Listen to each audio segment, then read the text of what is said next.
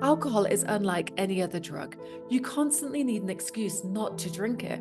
If you tell your friends you're not drinking tonight, they'll try to convince you otherwise. But if you were addicted to cocaine, no one would tell you, just have one line. Our society profits billions from people's drinking problems, portraying alcohol as fun, sexy, and cool. But alcohol is a poisonous drug. We're told drinking is harmless fun, but alcohol causes more damage than any other drug worldwide. I bought into this hype too, drinking to relieve my anxiety, to bond with friends. Let's hear it from some of our favorite celebrities about how alcohol has impacted their lives. I had no primary care doc who was staying on top of me. I was expected to voluntarily go to 12-step recovery. And I had a very, busy job, not unlike everybody else. And it's no wonder people have a very difficult time maintaining anything like stability and sobriety. I was in treatment the first time at 17. I never really fully accessed treatment in the traditional sense, even though I had the reimbursement coverage, because while I was in Congress, I couldn't take that much time off. So when I would go to treatment, it was usually during a vacation. And I could never be away from my constituency more than a week and a half, 2 weeks. So I only got bits and pieces.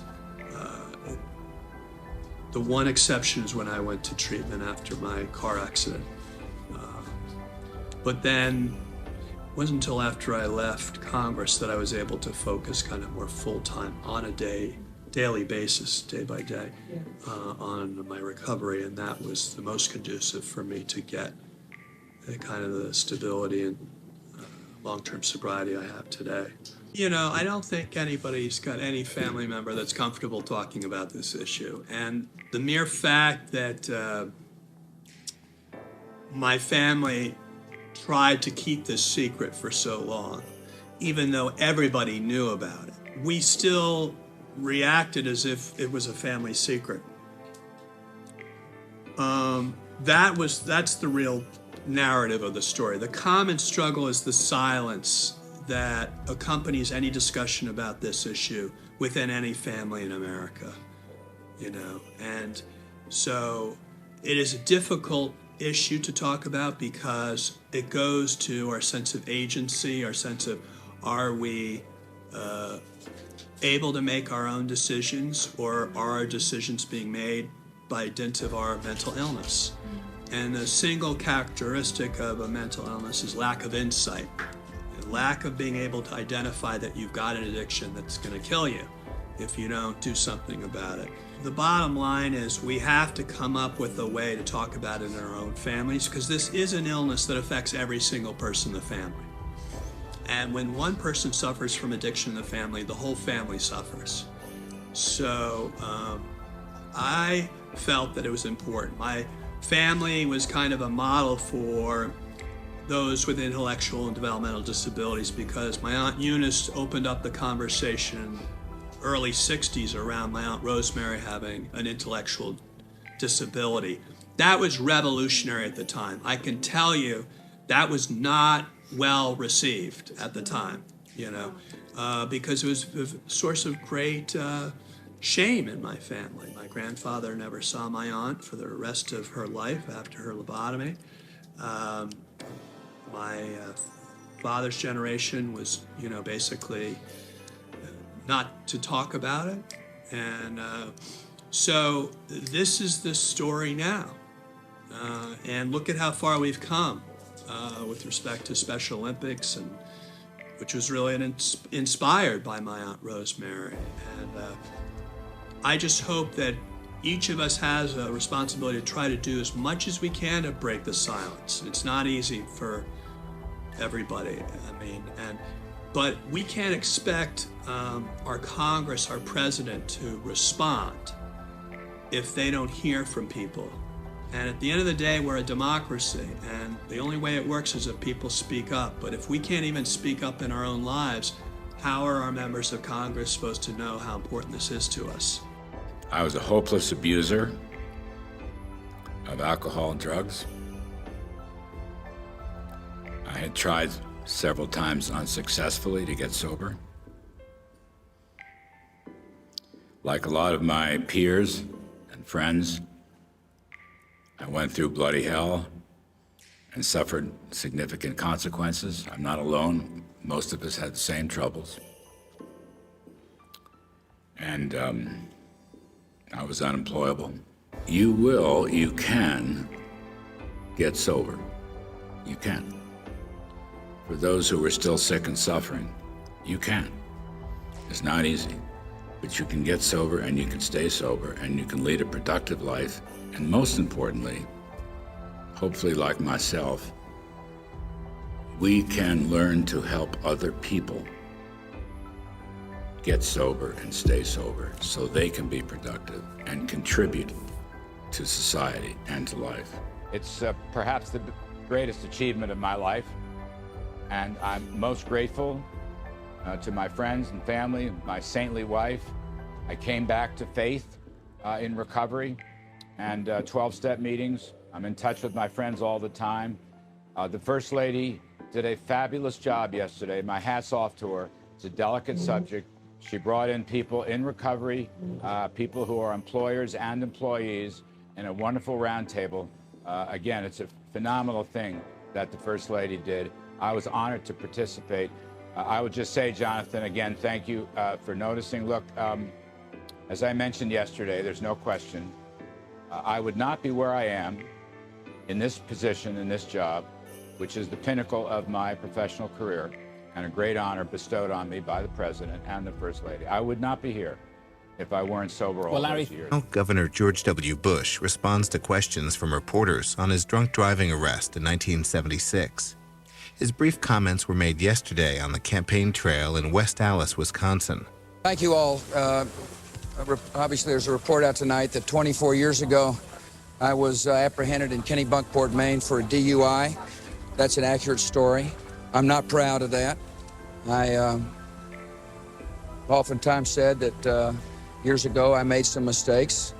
I occasionally drank too much, and I did on that night. I was pulled over. I admitted to the policeman that I had been drinking. I paid a fine, and I regret that it happened, but it did. I've learned my lesson. As I mentioned, many of you know that I quit drinking alcohol in 1986, and it was the right decision for me to make then. I made the decision that as a dad, I didn't want my girls doing the kinds of things I did, and I told them not to drink and drive. It was a decision I made. I've been very upfront with the people of the state of Texas that I had been drinking in the past, that I had made mistakes. My priority, as a matter of fact, I don't think I would have quit drinking had it not been for being a dad. You see, what happened to me was alcohol was becoming a love, and it was beginning to crowd out my affections for the most important love, if you're a dad, and that's loving your little girls. And so fatherhood meant sobriety from 1986 on. It's so common for people to underestimate and rationalize their drinking until it reaches a tipping points or rock bottoms.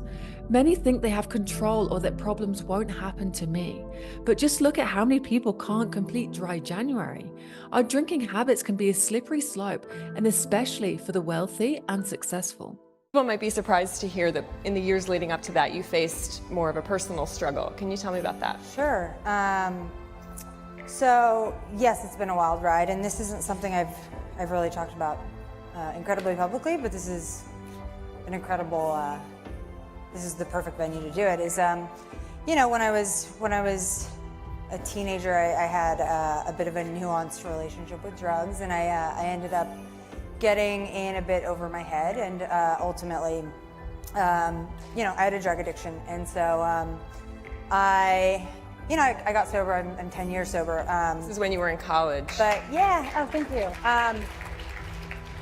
But at that time, I was in a really dark place, and it was a moment of stepping back with my family and being like, I don't like who I am. I just kind of physically, spiritually, emotionally was just really sick. And so, I took several years off school, and really, I got all the right help I needed, and I was super willing to take all the steps, right? Any recommendations to get help, I was absolutely willing to go back to basics. And you know, so I spent the next several years, like I graduated college at 25, which was, I was so insecure about feeling behind, but it was such the right thing for me to do because So you went back, you took the time off and then you went back and I took time finished. back, and so, you know, I was a sober 25-year-old senior, and which was a very different experience, but it was just so important for me to get that part of my life right so that the rest of my life could be right. To the people that don't know, they'll say, well, you know, it's willpower, just don't use. And it's not about willpower. You know, getting sober is not about willpower, okay? Because it's a disease, and you know, and I always say to people, well, imagine if you had terrible diarrhea. You wouldn't be able to will yourself to not, you know, go to the bathroom. Yep. You wouldn't be able to because you couldn't help it because, and it's like that, you know. And drug addicts are the most willful people in the world. They have more willpower. They'll figure out if there's their shit is not around, you know, they'll figure out a way to get to the moon to cop. You know, they'll come up with something. You know, 4 a.m. You guys may know people like that. I know a person very much like that. You know, myself. You know, I was a drug addict for 10 years. Yeah, you just figure out a way to cop. Yeah. Unbelievably ingenious ways, you know, to fucking cop, right? I know it. Yeah. I mean, you see it all. You see people on the streets right now, you know, changing in bottles, and you know, there's a lot of people that sell drugs to get drugs. There's a lot of people that steal from houses. There's people that forge checks. There's people that forge prescriptions. I mean, the world of addiction is it's a whole nother world that people don't know exists under the shadows of the world that we exist in. There's a whole another environment of people that spend every single day of their lives trying to get their fix. You know, I got a bunch of friends that, you know, we have the same thing and we hang out and it helps us all. And, you know, I guess I put it into work too. And, you know, the Stratton thing. So I was sober, but like now I was into money. So it was like a whole other trip that I was on, you know, which was like being greedy and nothing's ever enough. And, you know, so that's like it's kind of, people get into gambling and shit like that. And you know, that's why that's why there are programs for all that. You kind of have to learn how to live life. Back then, I was not good at dealing with difficult emotions. So my whole life, I'd run from emotions like sorrow, guilt, sadness, anxiety. And if I felt those emotions, I would try to do anything to stop feeling them. So that anything took many different forms. For example, I would drink heavily. I think that drinking was something that I picked up pretty early on as a way to dampen anxiety, especially in social situations. If I was going out, wanted to talk to people, but I wasn't really comfortable with that because I was a shy kid, you know, I'd drink a lot and then I'd feel great. After a few drinks, it was like, boom, I'm Superman. Then I discovered drinking when I felt bad. You know, when I felt anxious or like things weren't going well, you know, I just drank whenever I felt bad about what was going on with the startup, which was like most days, I'd just like get home, start drinking. I remember this moment where our star engineer quit to start a startup. And when he told me, I went with my brother and we like went and sat down at a bar and like I got some drinks and I'm just like, what do we do? Like, this is not working, you know, we can't retain talent. And he agreed with me. And then I went home and I drank an entire 5th of Jameson by myself and was just rolling on the floor crying like incomprehensible when my wife got home. Not my proudest moment. And what I didn't know was that difficult emotions like anxiety, like guilt, like the guilt that I was feeling about not living up to what I thought I had promised, like sorrow over losing the opportunity to work with people that I really liked. Those emotions are part of the human experience. If you suppress them, if you try to suppress them by drowning them out, by drinking, by distracting yourself, by pushing them down, they're just gonna become a mood and they'll be with you more and more often.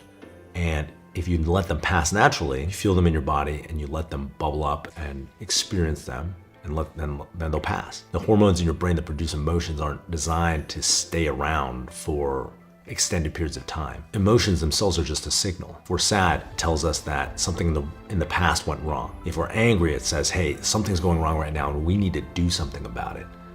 It's our amygdala triggering that fight or flight response. And if we have anxiety, it says, hey, something might go wrong in the future. We should be paying attention to that now. I didn't realize it at the time, but my subconscious was telling me that there were things that I needed to do to change the situation because it wasn't working. And instead of listening to that signal, I ignored it to my own detriment. Alcohol makes people betray their deepest values, harming those they love most. This heartbreaking trade-off often pushes people to finally quit drinking. Hunter Biden is the president's second son, a Yale-trained lawyer and a lobbyist whose well-publicized drug problems, personal scandals, and business dealings seem to have kept him in the headlines for all the wrong reasons. From the time he was a toddler, Hunter Biden and his older brother Beau were fixtures in Joe Biden's public life.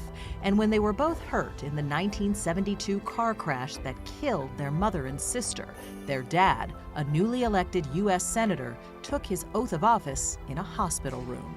If in 6 months or so there's a conflict between my being a good father and being a good senator, which I hope will not occur, we can always get another senator, but they can't get another father. But as the Biden sons got older, their paths diverged. Beau was a war veteran and Delaware Attorney General with his sights set on higher office. But Hunter, who was kicked out of the Navy Reserve after failing a drug test, grappled with substance abuse for years. And after Beau died of brain cancer in 2015, Hunter says he was binge drinking vodka so heavily that his father intervened. He came to my apartment one time, and this is when he was still in office, as vice president. And so he kind of ditched his Secret Service, figured out a way to get over to the house. And I said, what are you doing here? He said, honey, what are you doing? I said, Dad, I'm fine. He said, you're not fine. He sought and got help in rehab, but in time he fell off the wagon and deeper into the abyss. I went one time for 13 days without sleeping and smoking crack and drinking vodka exclusively throughout that entire time. I learned myself. I had a brother, Fred, great guy, best looking guy, best personality, much better than mine. But he had a problem. He had a problem with alcohol. And he would tell me, don't drink, don't drink. He was substantially older and I listened to him and I respected, but he would constantly tell me, don't drink. But he would say it over and over and over again. And to this day, I've never had a drink. And I have no longing for it. I have no interest in it. Don't worry, those are only two of my good things. I don't want to tell you about the bad thing. There's plenty of bad things too. But he really helped me. I had somebody that guided me. And he had a very, very, very tough life because of alcohol, believe me. Very, very tough, tough life. He was a strong guy, but it was a tough, tough thing that he was going through. But I learned because of Fred. I learned. And that's what I think is so important. This was an idea that I had where if we can teach young people just not to take them, when I see friends of mine that are having difficulty with not having that drink at dinner, where it's literally almost impossible for them to stop, I say to myself, I can't even understand it. Why would that be difficult? But we understand why it is difficult. The fact is, if we can teach young people and people generally not to start, it's really, really easy not to take them. And I think that's going to end up being our most important thing.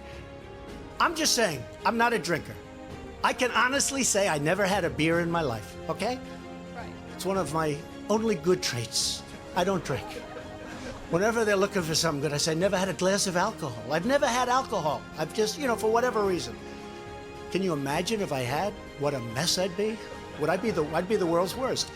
But I never drank, okay? But I can tell you, I watched that hearing, and I watched a man saying that he did have difficulty as a young man with drink. The one question I didn't ask is, how about the last 20 years? Have you had difficulty the last 20 years? Because nobody said anything bad about him in many, many years. They go back to high school. I graduated from high school, and while I did not drink, I saw a lot of people drinking. They'd drink beer and they'd go crazy, and they were in high school.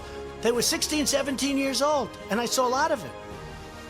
Does that mean that they can't do something that they want to do with their life? To anyone out there who's struggling with their alcohol habits, please know that you're not alone. There is a solution if you're willing to take that first step and get support. Keep trying, keep fighting, and never lose hope that freedom and a better life are possible. I want to thank these celebrities for opening up and helping to remove the stigma around alcohol. When we share our stories openly, we take away the taboo and the shame and stigma. If you've been trying to quit drinking and you just can't get it to stick, follow me over on Instagram and jump into my DMs, or have a look at all of the free resources I have available in the description below. I really appreciate you watching.